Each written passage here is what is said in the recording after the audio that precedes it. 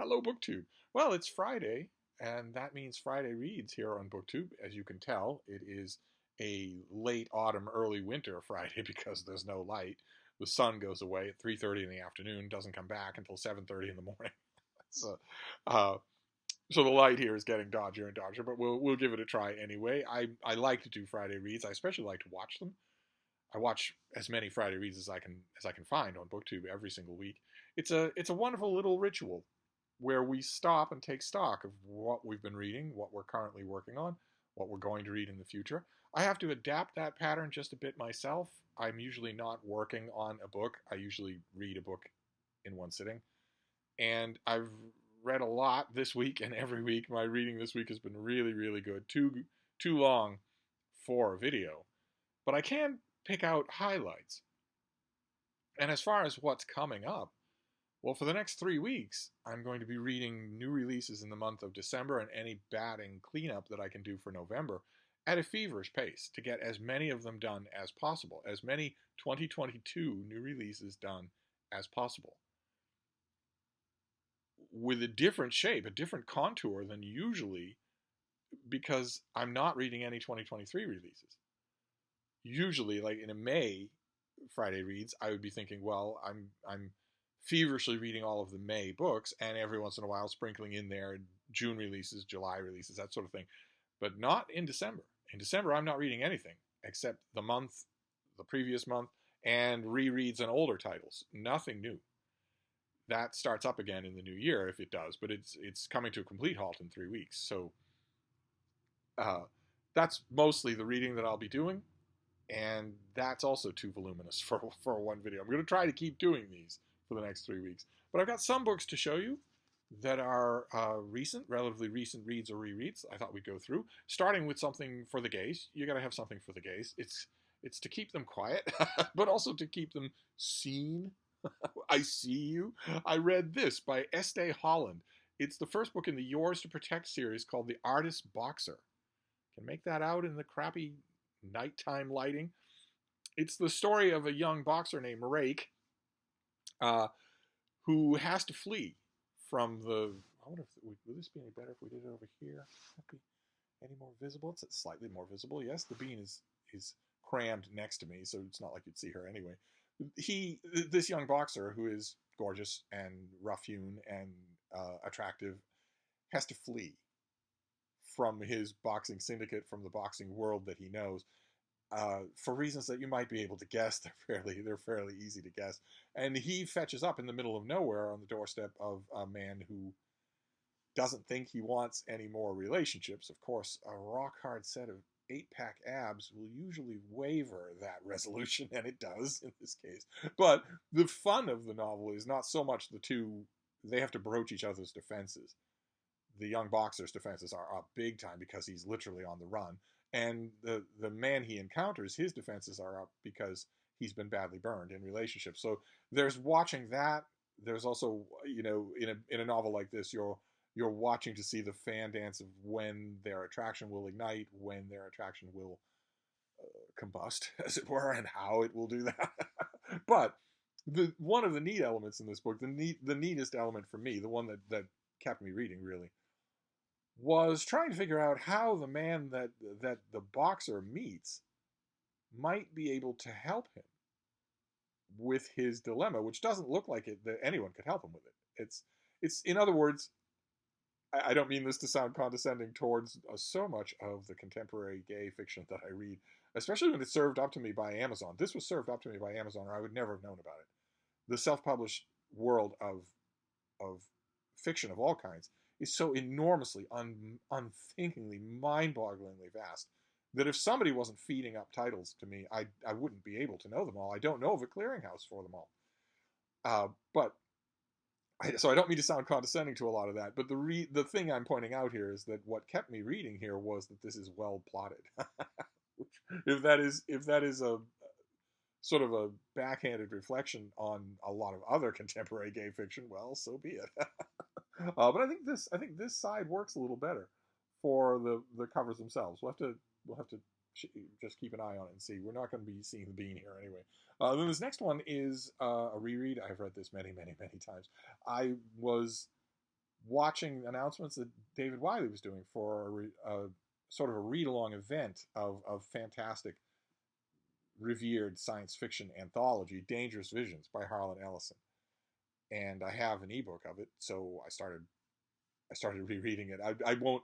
I've learned the hard way not to pledge myself to participate in any reading events on BookTube in December. I am a decidedly unreliable host in December.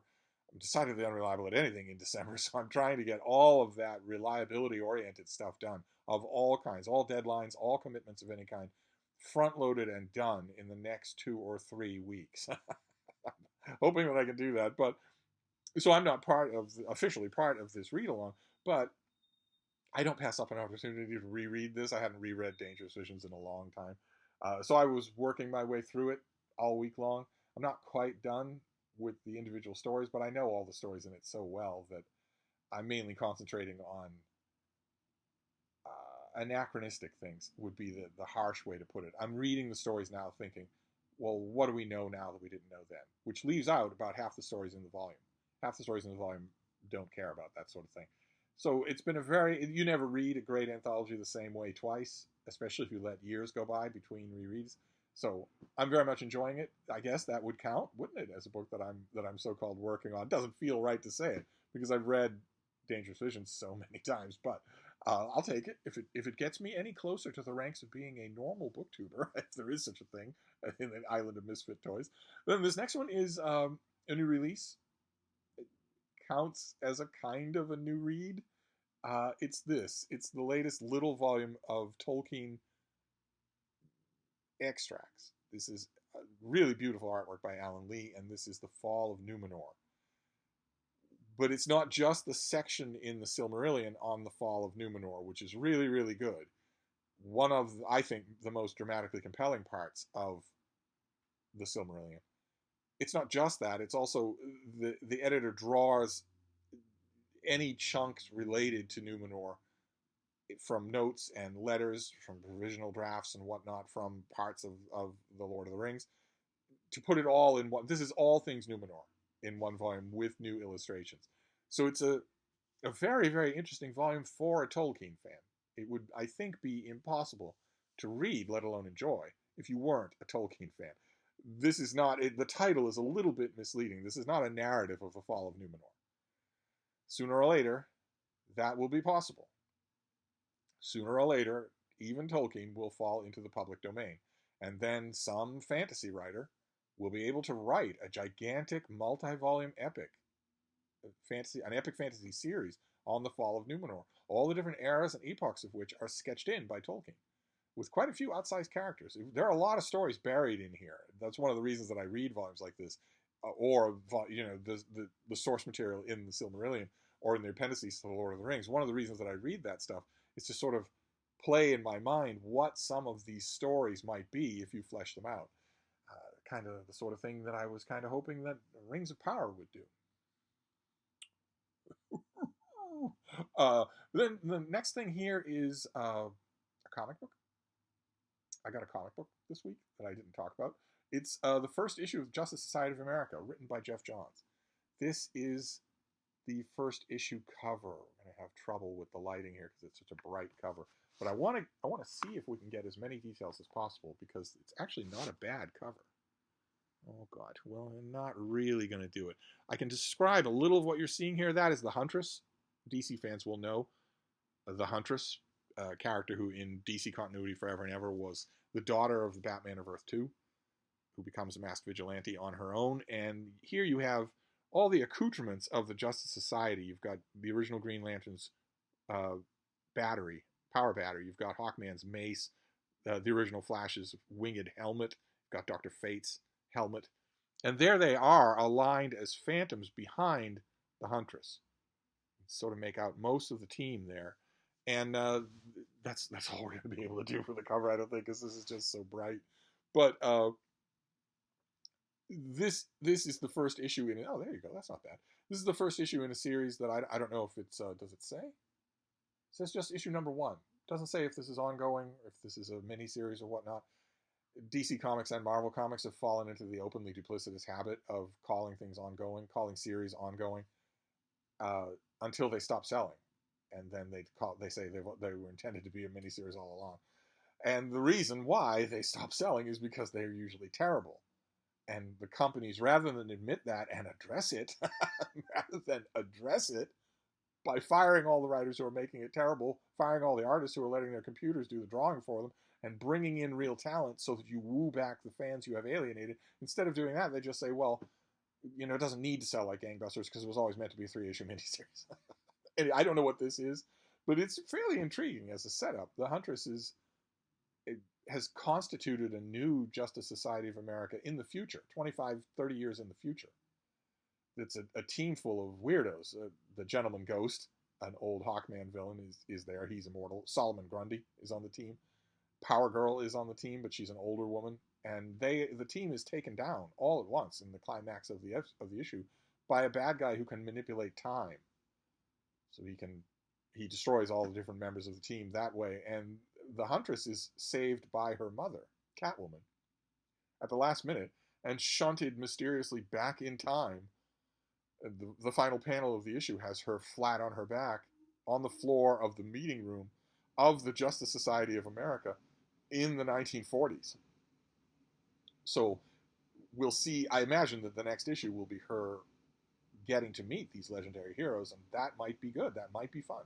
First issue wasn't bad. The artwork wasn't bad at all. And one of the surprise treats of the first issue that I didn't know about at all. I don't keep up with weekly comics at all anymore. But one of the surprise treats was that the flashback sequences, a lot of the flashback sequences sprinkled throughout the issue, are drawn by Jerry Ordway. New Justice Society artwork by Jerry Ordway. Gorgeous little panels that tell stories of their own. That would have been worth. I didn't know that was in there. That would have been worth the price of admission on its own. This is the first issue that I will definitely read the second issue. I got the first issue last week. I got the first issue of a new launch of the Fantastic Four. I was expecting the absolute worst. It has a beautiful Alex Ross cover, but I was expecting the absolute worst, and I didn't get it. It was a fairly good issue about a town lost in a time warp. And I also got the second issue of the Pasquale Ferry Submariner. That is a miniseries. That was announced as a miniseries with a much older Submariner. It takes place in the future, so it can't really violate the continuity that I know and love, which is something that Marvel writers love to do. If you set a story in the future, then I don't care what story you tell. You could entertain me. And the second issue was much better than the first issue.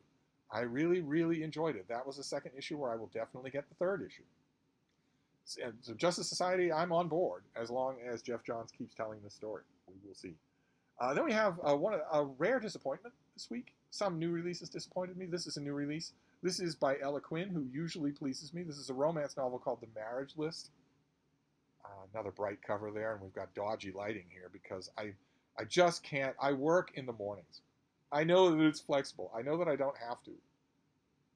It's just an old habit. I work in the mornings. The morning is when the light is domesticated enough so that videos wouldn't look like I'm filming at the bottom of a rain barrel. But I just can't do it. I tried a few times this last week and just was so frustrating. I'm such a creature of habit that once all the morning festivities are done with the dogs, I always say plural, I have one dog now. And hopefully for 10 more years, I will have one dog.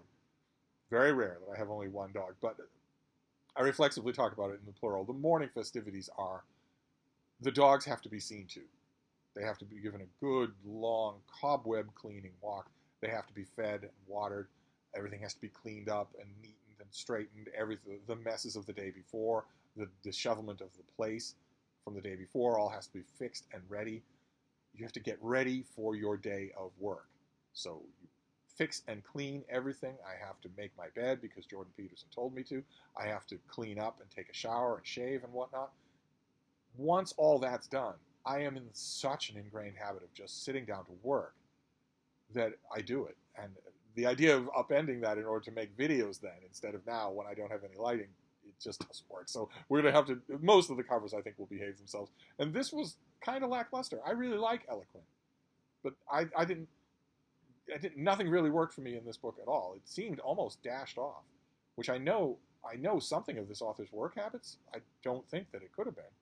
It just didn't ignite for me at all. It struck me as just very blandly standard Regency fare.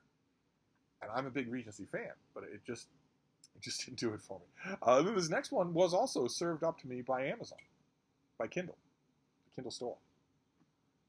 I know that I'm supposed to decry that as purely evil, but I read a lot.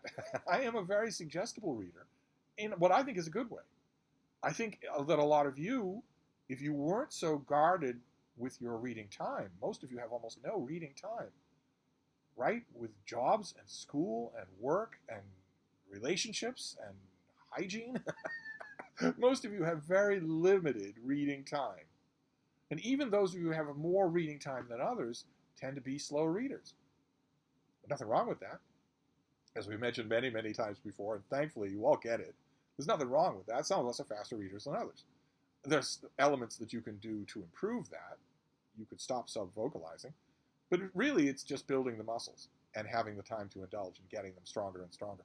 So some of you, a lot of you, can't afford to be suggestible readers. Otherwise, your any kind of reading plan that you have on your own would go right out the window. I can't afford that, if that's an odd way to put it. And Amazon is very good at that. I'm sure for their own nefarious reasons, but they're always repackaging of new authors who have Kindle Unlimited deals or new deals for their self-published work. And if I see that, I'm on Amazon all the time to research books, to read up on books. So if I see something like that suggested to me, I will seriously consider it. And I saw this. I seriously considered it. I shouldn't have. This is A. Merritt, who was an old science fiction fantasy author who was a bit of a crackpot and who never did, no matter what anyone might say, he never did any worthwhile work. Simple as that. He never did. Now, that doesn't rule him out. That doesn't banish him to Ultima Thule, because in a way, and let's make sure that Michael K. Vaughan is not in the room so he doesn't throw things. In a way, Edgar Rice Burroughs didn't do any worthwhile work either, and we still read him, and I still love him. I've read almost everything that he's ever written many times. Oh, the whole while smiling at how cheesy and awful it is, because it's just so entertaining. A. Merritt would definitely fall into that category. And for some reason, Amazon suggested The Moon Pool with this lovely new cover. I'll take it. Absolutely. I'll take it. I don't need it. I don't need my arm twisted with this. I think this was Amazon, although it might have been Project Gutenberg, where I'm also a regular feature on Project Gutenberg. I haunt the place. It could be that you can get this for free with this cover on Project Gutenberg. That might be the case. I downloaded it for free somewhere. I might be a very suggestible reader, but I try to be parsimonious, or I would impulse buy myself right into the poorhouse. I usually won't spend any money on books. Knowing that Project Gutenberg is out there, thousands and thousands and thousands of terrific books for free, generally I won't do that, or I keep myself to a very minimal budget. I have Amazon Unlimited. I have the books program for Amazon Prime. I have Project Gutenberg, tons and tons of samples to rule out the real turds. There's no real reason to go on buying sprees of ebooks, but this was free. No matter where I got it, it was free, and it's A. Merritt's story. It's 100 years old, of super beings in the center of the earth who have created this godlike avatar, and the godlike avatar is actually a devil-like avatar who needs to feed on the souls of the worthy. It ends up being this ramshackle H. Rider Haggard plot where a couple of plucky adventurers want to sort of bring the whole system down, and they encounter the angelic beings that made this avatar. They encounter the avatar. They encounter exotic species of all kinds. They have all kinds of adventures, and none of it makes any sense. It's all written with a tremendous amount of energy. It's very Edgar Rice Burroughs-like in that regard, but you look at authors like this, you know, I'm hoping that I'm not offending anybody, meaning Michael K. Vaughan, but you look at authors like this, if you look at Edgar Rice Burroughs or A. Merritt, clinically, forensically, you will say, all right, well, this person had no idea how to write. They might have had all the ideas in the world about how to plot. A. Merritt is a very good plotter. Edgar Rice Burroughs is an amazing plotter. But this isn't, I mean, if you look at, I'm no big fan of Lovecraft, but if you look at Lovecraft or, for instance, Robert E. Howard at his best, you will be getting literature. You will be getting something to read. Something to read as opposed to just what happens next. Come on, tell me. How do they get out of this? Not so with this author. But I have a nice, pretty edition now. I won't ever have to be tempted to get it. at a used bookstore. I'd never buy it anyway, I don't think. But then this next one is a new release. I read a lot of new releases this week. I don't know how many of them are on this list. But this is by Stephen Bullivant, and it is Nonverts. Can we see this? I've got all these bright covers. It wouldn't help anyway. The lighting is so bad here. Let's try it. Let's try it over here. Let's see. Oh my God. There we go. This is a nonfiction account. This is a narrative nonfiction about the fastest growing religious group in America, which is people who don't have any religion. They are nuns. They are the nuns in any kind of form, a census form or a business form or whatnot. If you ask them what their religion is, they will say none. I don't have a religion. And Bullivant studies it, studies who they are, what their stories are, what the commonalities are, what the reasons are. I myself think that the reasons are fairly obvious, right? And it's all a matter of childhood indoctrination. And the author gives a lot of attention to that element. If you're not indoctrinated into religion, you're almost certainly not going to adopt one on your own. That's almost certainly not going to happen. It's almost unheard of. You pretty much have to be indoctrinated. If you're indoctrinated into the idea of religion, you can change your religion later on. But if you're not indoctrinated into the idea at all, if it just doesn't come up ever, then you're unlikely to pick a religion and just decide to import all of this stuff into a life that doesn't need it and that is entirely complete without it. I've read other books on this subject, but Nonverts might be my favorite so far. It's really smartly done. I don't know anything about the author, but I'm assuming from the text in this book that he's young. And that might be important. That might be crucial. I honestly do think it is. I think this is a demographic thing more than a social thing or especially a religious thing. I really liked it. I can strongly recommend it. I guess is the key. Since it's a new release, I can strongly recommend it. Then, as I mentioned in an earlier video, I read this, Ovid by David Wishart. This is a Marcus Corvinus murder mystery set in ancient Rome. He's just navigating with the light this whole time. This is the first Corvinus mystery. This is where he meets the love, Perilla, the love of his life. He is in this novel a very young character, as I mentioned in an earlier video. It really struck me in this novel that I'd completely overlooked how young he is. He's 20. He sounds like such a Sam Spade tough guy, and he acts like such a one throughout the book. He is wise and worldly and cynical. So that by the end of the book, the first time I read this, it just went right past me that the main character is a boy. It's the story of he meets the Lady Perilla, who asks for his help in bringing back the ashes of her stepfather, the poet Ovid. And Corvinus at first doesn't want anything to do with the job, but she's very pretty, and she asks very nicely, so he assumes it'll be no big deal. He goes to the palace, to the emperor's palace, to get the paperwork in motion. I'm technically this lady's patron. I would like this man's ashes returned to Rome. And he's met with a resounding no. You may not speak to the emperor. A palace functionary, am not going to give you an answer. I'm not going to give you a reason. I'm just going to tell you no. The answer is no. And it gets his hackles up. One of the neat things about this novel in terms of is the way that it addresses the question of motivation. Ovid died years ago in this book. So why would it, there's no urgency in the case of the death of Ovid. There ends up being, because Corvinus realizes once he's stonewalled in many different ways by many different people, including his own father. Once he's stonewalled over and over again, he realizes that he has stubbed his toe on a very large mystery here, and he's determined to get to the bottom of it, even though it quickly brings violence right to his doorstep. And boy, oh boy, does it work. It really does. As this series went on, Marcus Corvinus stories go on, and they get a lot better than this one. This one makes a dramatic misstep right away. It splits the narrative between Marcus Corvinus and an older document that we're getting in installments that I'm sure that David Wishart thought, well, the more I reveal of the contents of that older document, the more it will bear on the mystery that is unfolding in Corvinus's day-to-day life during the main course of the novel. And that is just a drastic mistake of misestimating your readers. Any murder mystery reader in the world is going to see the first installment of that ancient work and immediately know exactly what's going on here. It spoils the novel in terms of the plot. in terms of the big mystery that Corvinus has stubbed his toe on.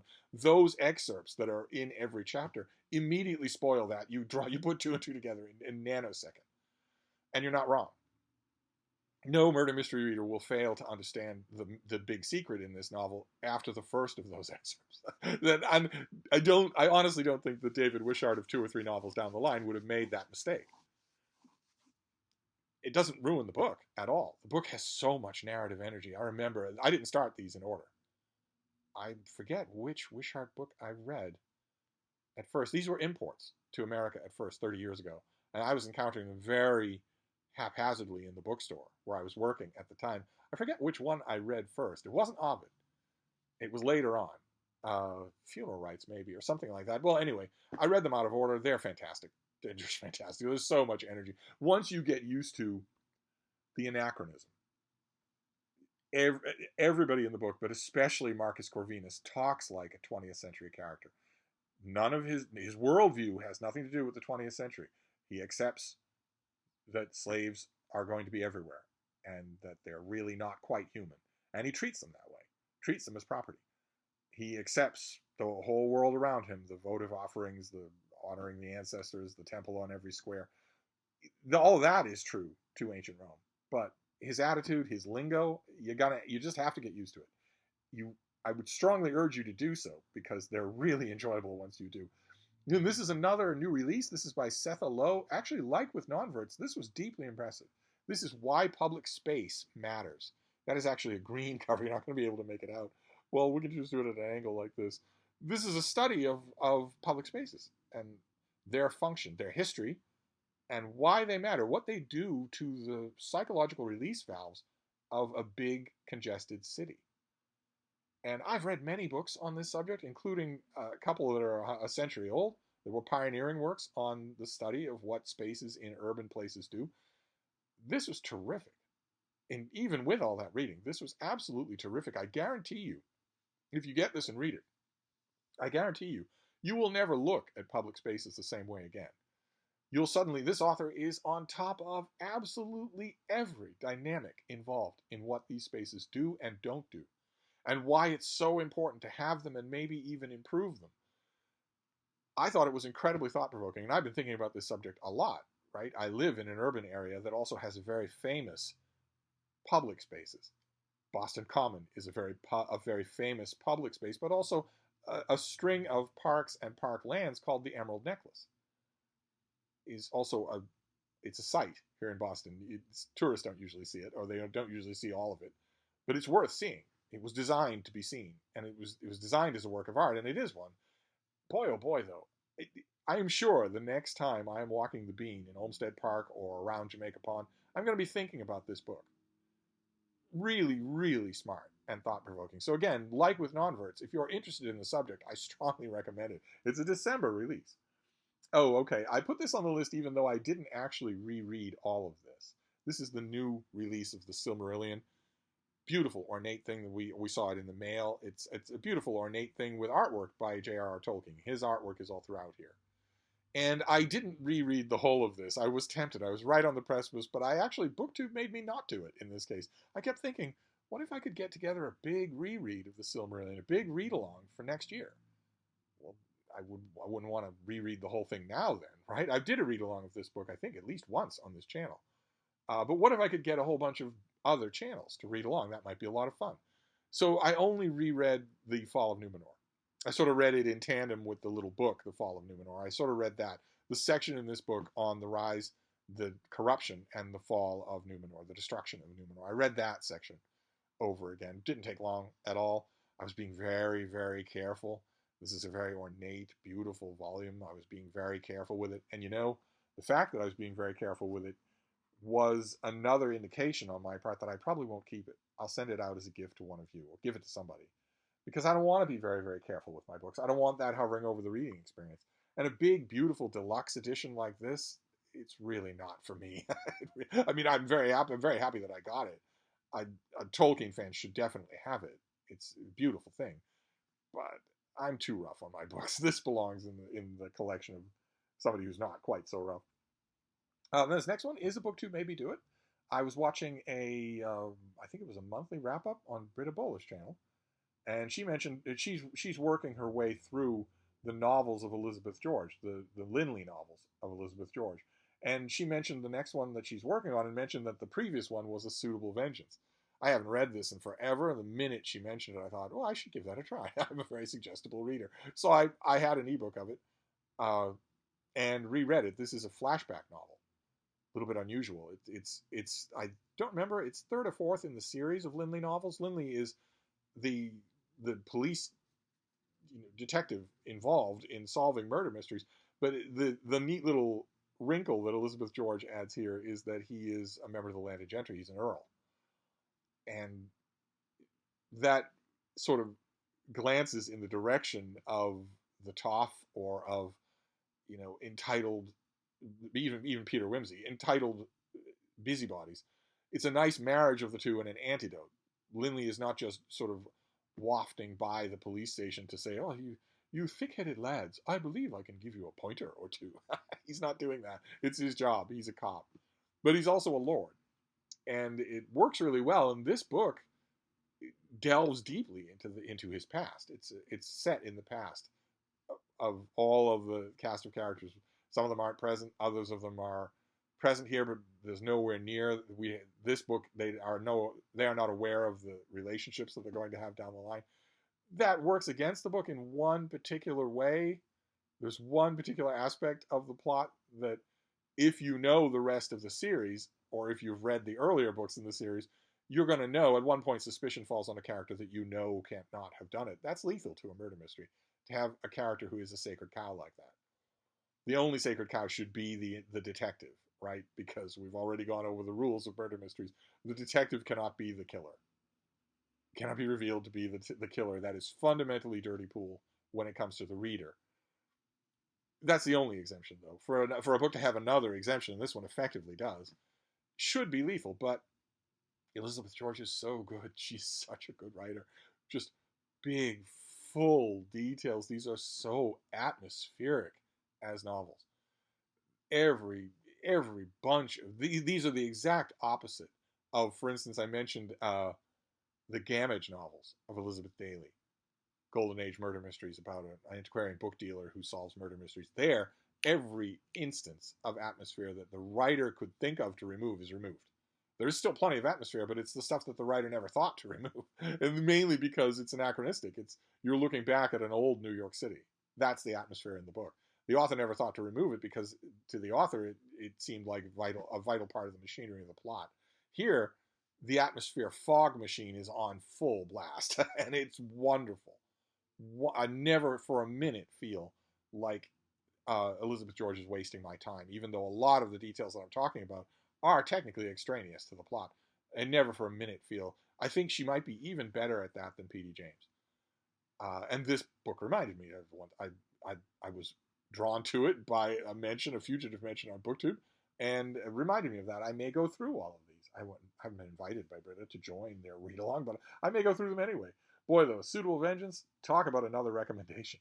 And then we'll finish up with this last one. I can't seem to make a short video today. We'll finish up with this last one, which is also, believe it or not, a recommendation.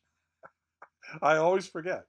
This is a Star Wars novel from the old extended universe that Kathleen Kennedy decided to scrap. Where these novels were aware of each other. The Star Wars pastiche fiction was aware. Every novel was aware of each other. They were all very, very intentionally trying to be mosaics in a vast panorama, which works against a lot of them. A lot of them feel very insider baseball. You very much feel like the author is writing it for a couple of other authors and not for you. But some authors really stand out, and this book is really, really good. I don't believe it myself, but it genuinely is. This is Tarkin by James Luceno, and there is Peter Cushing on the cover as Grand Moff Tarkin, the villain of the original Star Wars movie, which I refuse to call A New Hope. It's called Star Wars. Okay. I don't want to get sucked into George Lucas's megalomania, his revisionist megalomania. In Star Wars, no one expected, I don't think anyone expected at the time, that Darth Vader would become one of the most iconic villains in any imaginative medium, anywhere, at any time. I don't think anyone expected that. Instead, Spielberg got a classic old actor. He got a few of them. He got Peter Cushing and he got Alec Guinness. He got Peter Cushing to play the villain, and he is wonderful, icily wonderful in Star Wars. And he plays the guy who is in charge of building the monstrous, gigantic, that's no moon, space station weapon. A gigantic moon-sized weapon capable of destroying planets and outfitted with a hyperdrive. So if you are a system anywhere in the Imperium, you have to wonder if this thing is going to suddenly appear in orbit over your world and blow it apart. In Star Wars, the movie, Peter Cushing's character, the Grand Moff Tarkin, says that once the station is complete, the power of the Empire will be absolute. And you can see where that would be true. And this is the story of Tarkin. It's by James Luceno, and boy, oh boy, I always forget, that this guy is one of the best Star Wars writers that ever put pen to paper. This should not be good. This novel should not be good.